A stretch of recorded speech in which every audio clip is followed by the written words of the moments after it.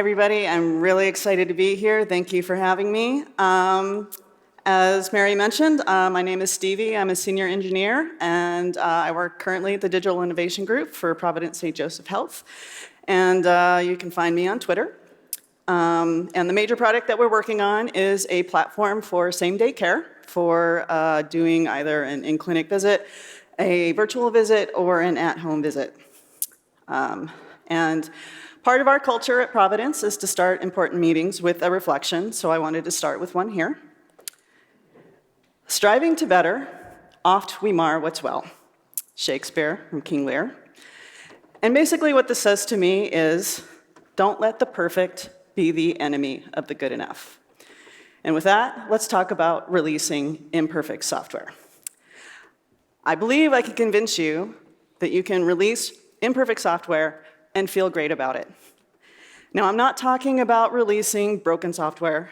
I'm definitely not talking about releasing insecure software. What I'm really talking about is releasing good enough software. The goal of our software user is to create software that meets our users' needs so that they'll use it, so that we can find out what needs to be improved, what they don't actually use, and what any missing features are. And sometimes I think we get so lost in the processes of actually creating the software that we forget that what we're trying to do is deliver software. I think it's similar to the idea that sometimes we mistake the wedding for the marriage. So if we think about the fact that what we're doing is trying to create software that delights our customer and that they use, that's the marriage.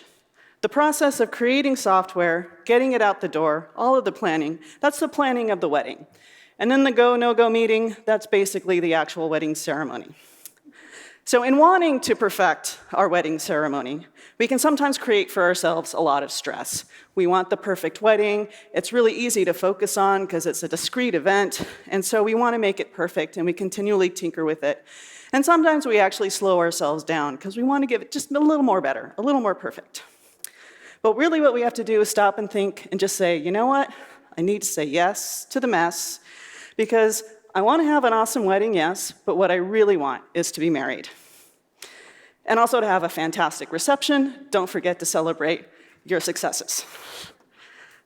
So, in our metaphorical wedding here, we have several members who are part of this planning party: product, engineering, QA, and of course the most important people who are our users. And the key to releasing really good software, good enough software, is throughout this entire planning process is being very deliberate and explicit about trade-offs that you're making. If you come to realize that we can actually get this shipped if we cut a specific feature, if you have that explicit discussion with everybody involved, then you get to the go, no-go meeting, and you won't have the last-minute objection. You won't have that stress of that happening. You can actually get the software out there and start to test your plans and your ideas. So because this is a lightning talk, I'm going to focus down specifically on engineering. So how do we, as individual contributors, either as leads or as members of the team, or both, how do we make sure that we're doing everything that we can to deliver software that's good enough for our end users? Now, how many of you have suffered from analysis paralysis? I do too.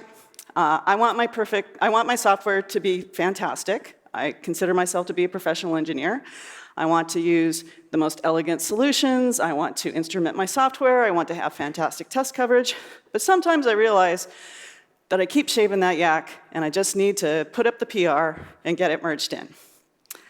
So we often, on my team, have something called the LGTM PR commit approval.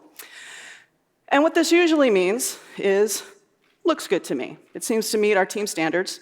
It follows the way that we write code. I think it's okay, let's go ahead and get this in. But sometimes, actually, what we're trying to say in some of our commits is, let's gamble, try merging. And we've done a couple of these recently on my team, and really what we're focusing on is realizing that situation of we have a highly complex feature, a change that we want to get in, and we want to get that in early so that we can actually understand what actually works, what doesn't work, where do we need to tighten it up.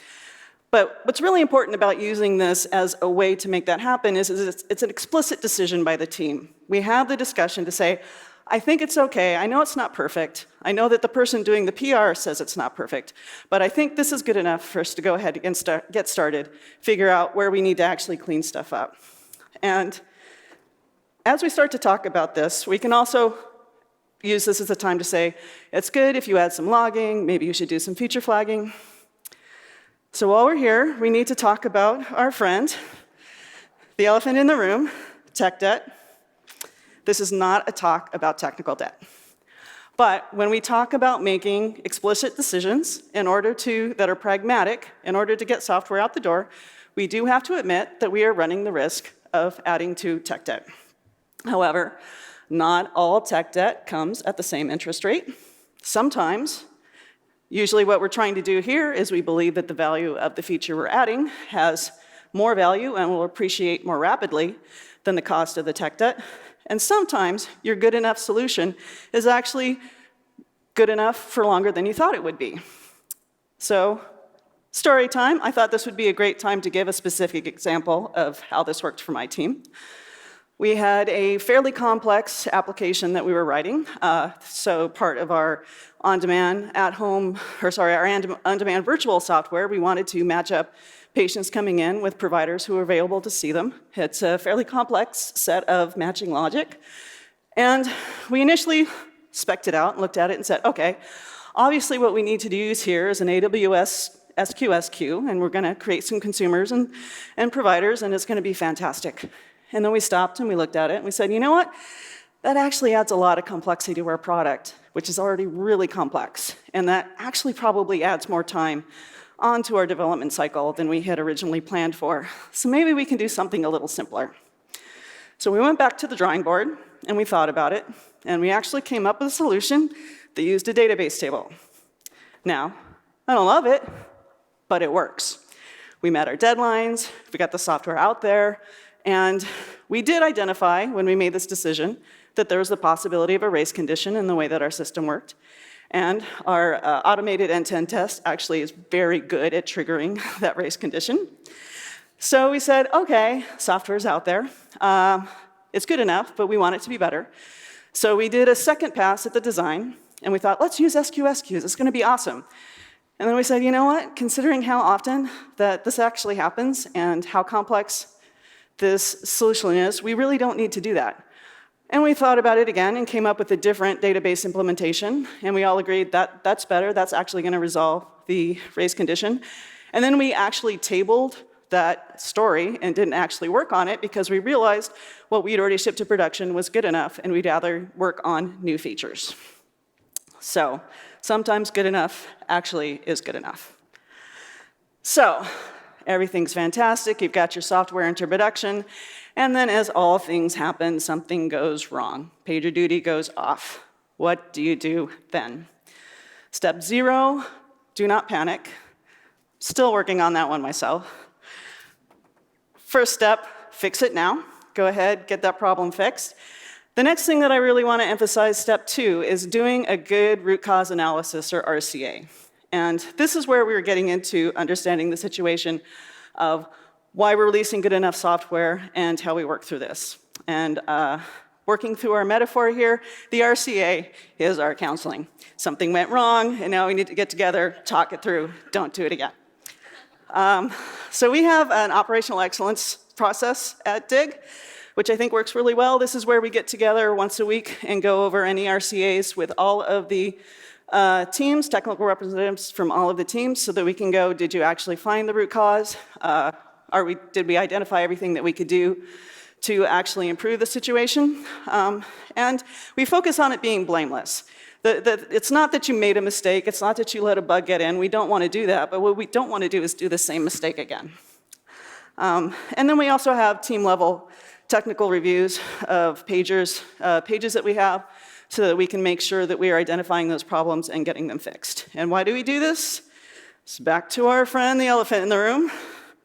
This still isn't a talk about technical debt, But this is a talk about how you create a process so that as you're releasing good enough software, you can build up trust amongst your team and amongst your organization, that you're not going to just be blind to all of these changes that you make. If decisions that you make actually do cause bugs, you will learn from that and not make those mistakes again.